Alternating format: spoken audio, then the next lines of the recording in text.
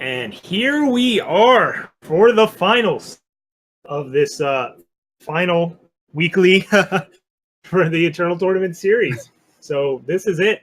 Whoever, well, it doesn't matter who wins or loses in terms of who's getting to the Invitational. Both these players get an invite simply for being in the finals, but still, winning is way more fun than losing. But first, let's recap how we got here, right? We've got level 13 David on one side. We just saw him take out Unearthly, but before that also took out Haldra, who was on a Chalice list, and Kamado, who we have not seen on coverage at all today. We've been wanting to see Kamado on coverage with this Argenport list, but making it all the way to the finals so we can finally catch some action from him. Took out Tabu's Burn Queen in the semifinals, and Manu, who was on that Owl Ramp deck. Squeaking out 3-2 victories all the way, both players, to get here to the finals. So some close matches, and hopefully we'll get another close match here as well. Let's break this down. Yeah, so looking both of these, Kamado is on that Argenport mid-range, which is a very interesting looking deck.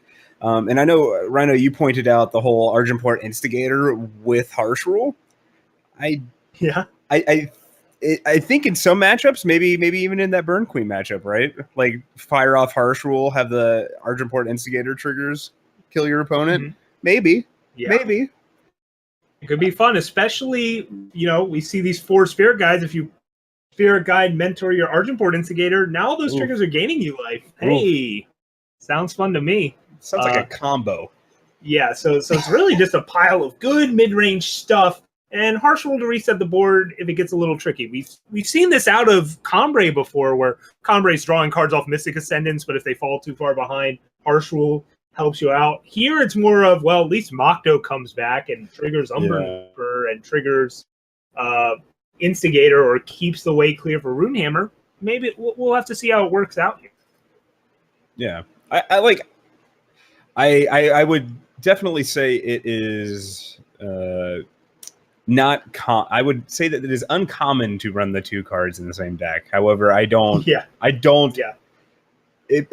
I'm not willing to pass judgment that it is on it at all. I think it could work, and I've expected to see Harsh Rule in Argenport mid-range decks. I was just going to expect maybe more revenge units than just Mokdo, right? Yeah.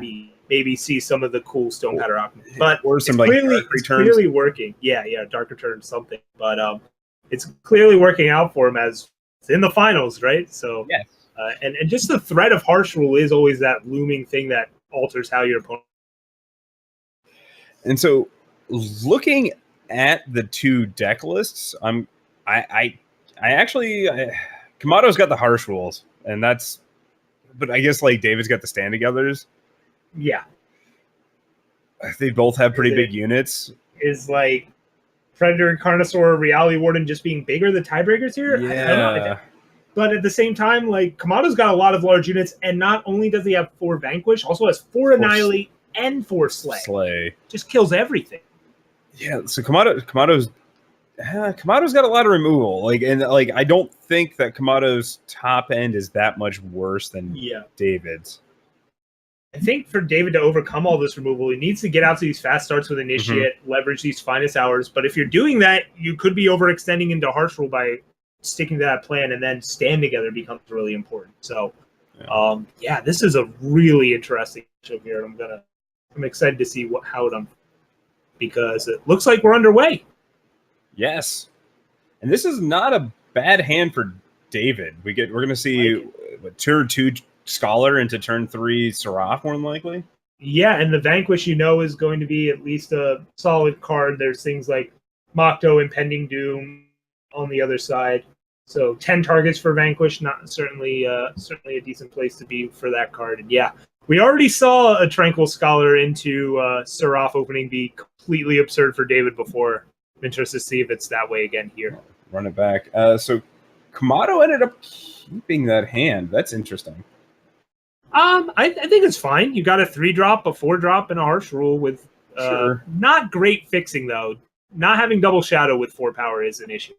Yeah, I would have liked to. I don't know. I probably would have mulliganed that hand. Because I don't have double shadow, and I'm not doing anything early game. And if my opponent has an aggressive start, I don't even have a way to stop that.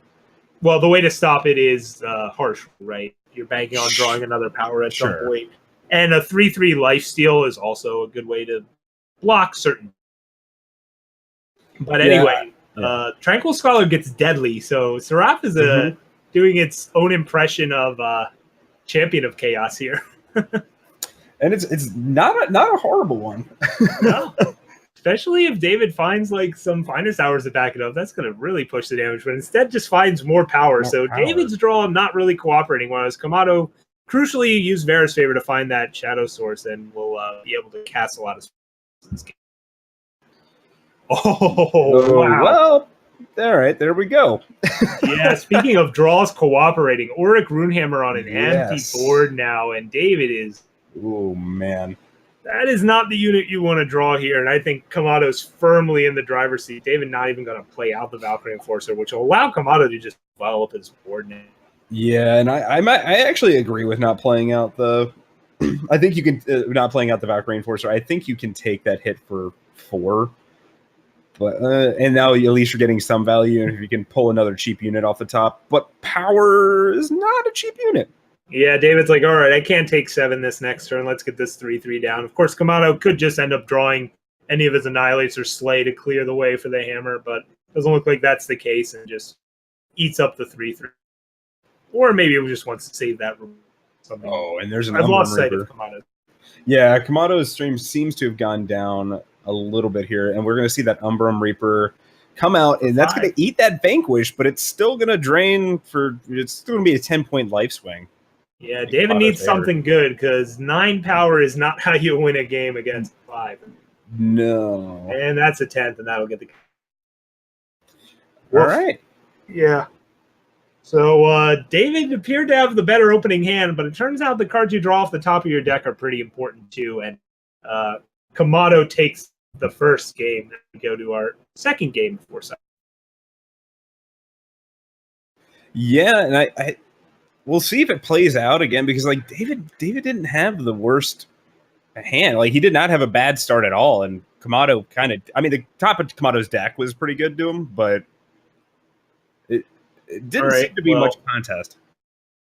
This hand from David looks quite a bit less susceptible to flooding, as it only starts on 2 power and has nice flood prevention things. Oh. Yeah, I actually would have liked to see the Diplo Seal be played there. The reason being is if a seat comes off the top... Charge! All right, well... Yeah, he was waiting, I guess, to see what kind of power he drew off the top, because he needs both triple time and double justice, stuff like that. But I think the seal will end up being time for that. Although, again, doesn't know if he could draw a Valkyrie Enforcer or a Sandstorm Titan at this point, or a Predatory Carnosaur, or who knows what. Yeah, it opts to go with the Justice instead, because if he doesn't ever draw power, he'd rather have all his 3 drops. Yeah, Valkyrie Enforcer costing the double justice there, I think, as you're saying, biggest driving force. I think I want the 3/4 charge. Yeah, I agree with that. And then just ride that with Finest Hour and Stand Together move. Tranquil Scholar was kind of cool there, though, because you could use Finest Hour this turn, but I think you want to use it on a bigger unit than the Finest Hour. Yeah, that makes sense. And if he draws it, like, so if David draws a power, yeah, I think you're still just running out Obelisk here, because then, then you can actually trade with the Instigator. I don't know. This I guess, yeah. I think the Stand Together, getting it down as soon as possible, really important. Yeah. We'll see if David agrees, because once you Obelisk, now Seraph goes into Vanquish range and stuff like that. That's very true, too. Like, you don't need to... This is nice in that it makes your 3/3 bigger, or your 2/2 into a 3/3, and it's the most expensive spell to cast. Like, yeah, and you have to be them to have the with it. Yeah, and like it looked like David was faltering a little bit whether he was going to be attacking with the Scholar, but I think once you play the Obelisk, you're committing to that line. Well, Steward of the Past will put an end to a lot of things here. David's just going to trot out the Tranquil Scholar kind of sadly here. Or thinking about holding up the stand. Good like swinging with just the 3/3, hold back the Seraph, hold up stand, but it's not solving the flying issue. And your opponent's at 13. You really want to keep the pressure going. looks like he'll maybe hedge here. Just swing with the 3. I kind of like. Let's see if you attack with both. life. Does anything crazy happen? No. Oh, all right. So, I'm fine with life steal. David swings in. Yeah, this stand together being a little awkward in this hand right now, but okay, takes out the Steward of the Past. But Steward of the Past getting a 2-for-1 for Kamado. You got to be belong. Depending on what Kamado has in hand, because we're still in a pretty good space for David, right? Because next turn they'll be able to stand together, which is enough to eat anything that is playing there, and then also the Finest Hour. And he's going to be getting a ton of life. Yeah, lifesteal was a really good grab if you're in a racing scenario like this. Like now David, almost no matter what he draws, I think you're just going to A space stand together plus Finest Hour. I don't think you care about regular at all. Yeah. You're going to have a 4/4 lifesteal, a 5/6 Seraph, backed up by a Finest Hour, depending on how they block. Your opponent's at 12. I think you just need to get aggressive here. I agree entirely. But we'll see if he agrees. David and I also doesn't look like it. He likes to take some different routes. He said he's going to buff up this 3/5 and or 3/3 into it. So, I don't. All right, I guess you get to kill if you ace space there. Then if the Mokto goes on the Seraph, you're still hitting your opponent with your other person anyway. You're just gaining less life. I don't know. But opposite attack with just the 3/6 instead. And Moktos on Moktos keep showing up. Pinhead Moktos. The silence here doesn't do a ton. The biggest thing is it lets you dominate this guy with a 4/4. That can turn into a 5. But now it looks like David is opting to go with the A space stand together line. Straight aggro. Yeah, this is why I would have liked the A space last turn, because he missed out essentially on like 3 damage from this Tranquil Scholar last turn, and that's gonna matter here. But and that is just one-off lethal from Instigator triggers. That is very true, but Instigator's now off the board. Yep. See that's another reason why I really liked holding up the stand together with the Finest Hour, is because you actually would have been able to eat a lot more. But yeah, maybe not. Moktos on Moktos here. All the Kamado's units have flying.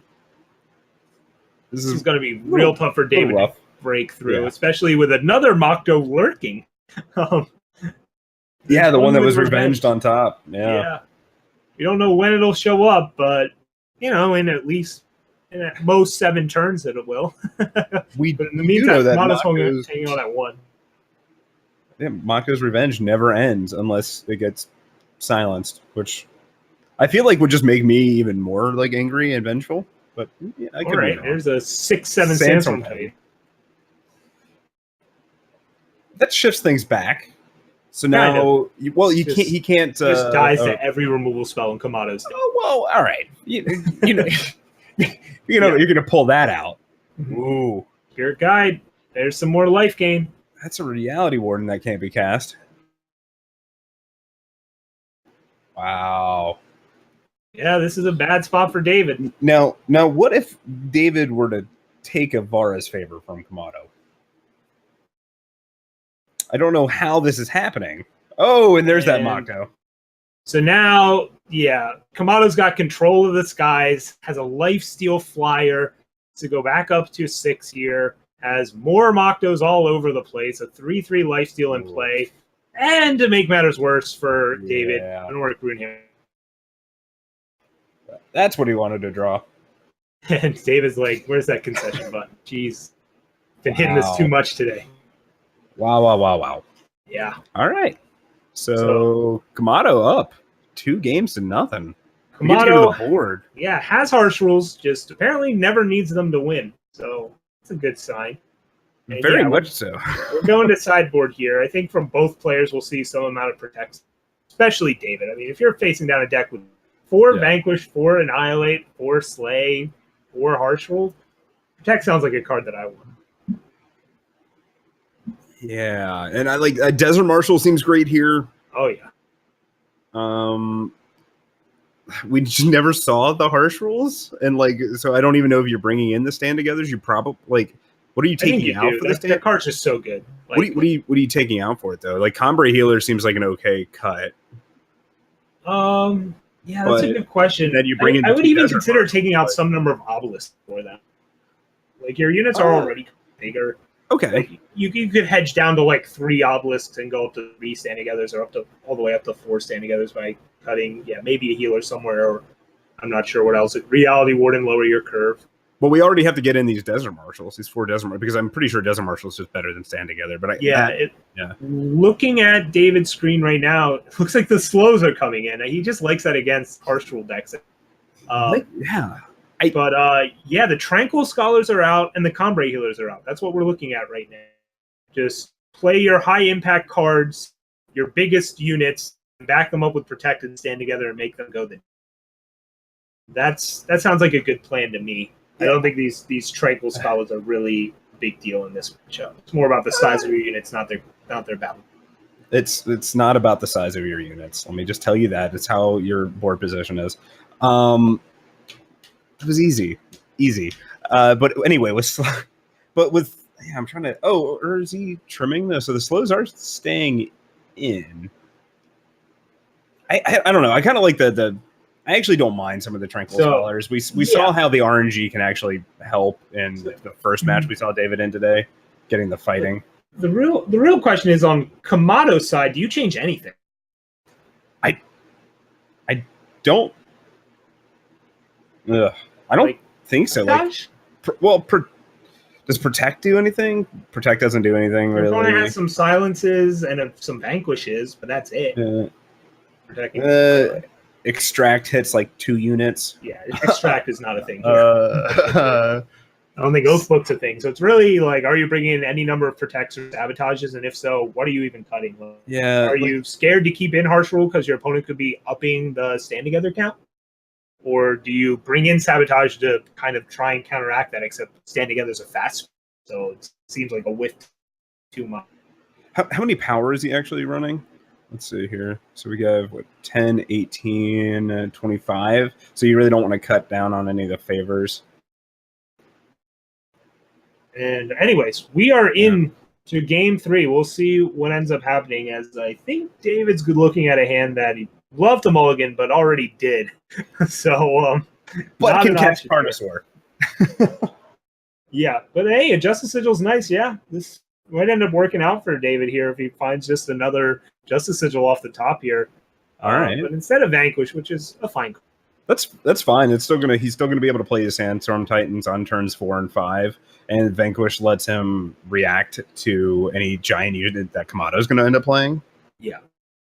There is a Enforcer, and hey, there's a Justice Sigil. Maybe not quite on time, but still happy to see it. I'm sure David is. So not really the fast opener David was hoping to find, like say off an initiate, but at least he can cast it. All right, there's the Student with Pez. I have to imagine that is going to be silenced here, right? Yeah, but then it still just trades with Sandstorm Titan if you attack with Sandstorm Titan here anyway, so I guess you're just going to silence it, not attack. Yeah. Which, fair enough. Wait to see if you find some finest hours, but instead your Titan gets it. I like trading the Enforcer here too. Mm-hmm. Yeah, your Enforcers aren't going to do much, and their Enforcers might do something if your Titans get destroyed. If your guide shows up, it's a 3/3. Ooh, a 7/7. Dodges Annihilate. Doesn't dodge Vanquish or Slay, though. And we'll see if Kamado takes it out. Slay. Yes, that lasted for a long time. Power off the top, though. We're going to see that. We're going to see that Carnosaur coming in play. I have to imagine he takes out, that Super Pass.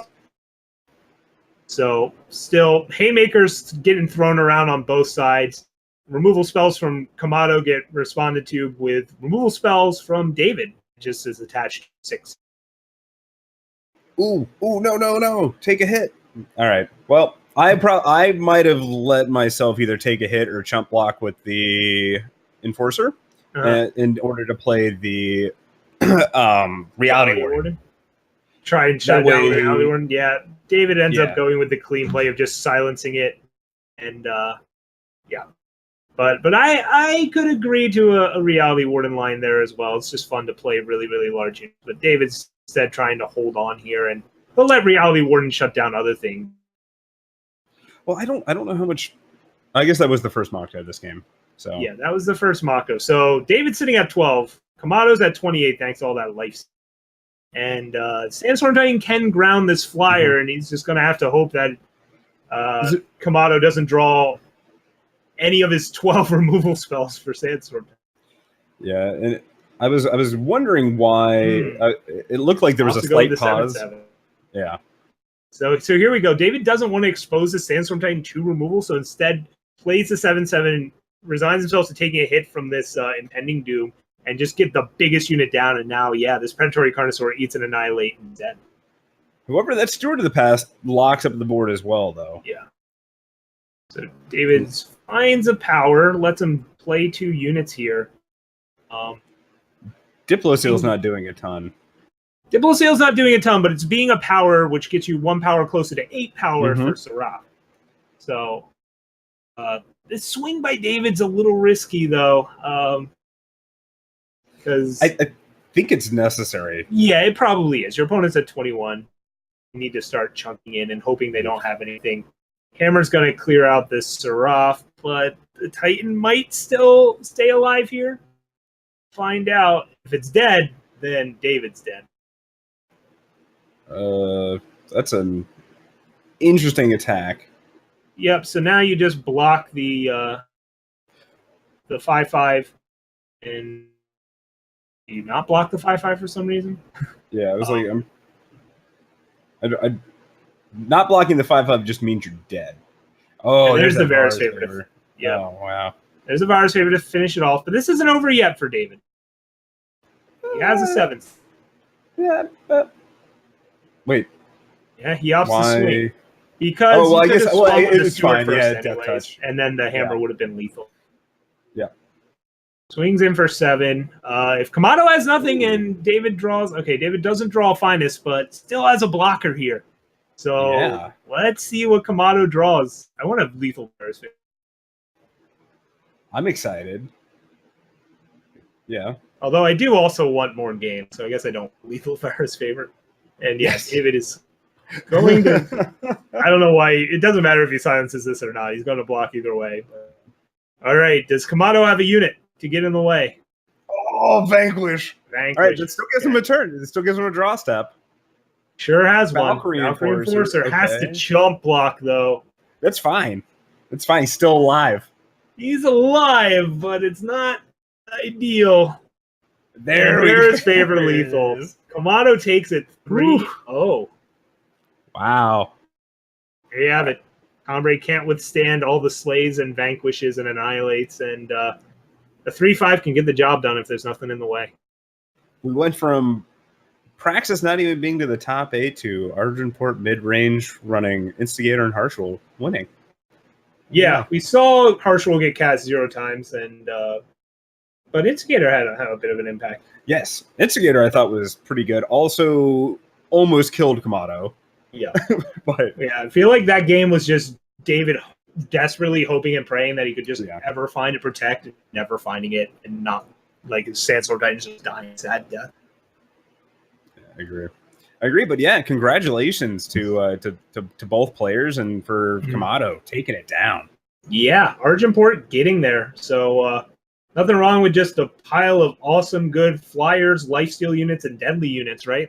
That can get the job done, as we see here.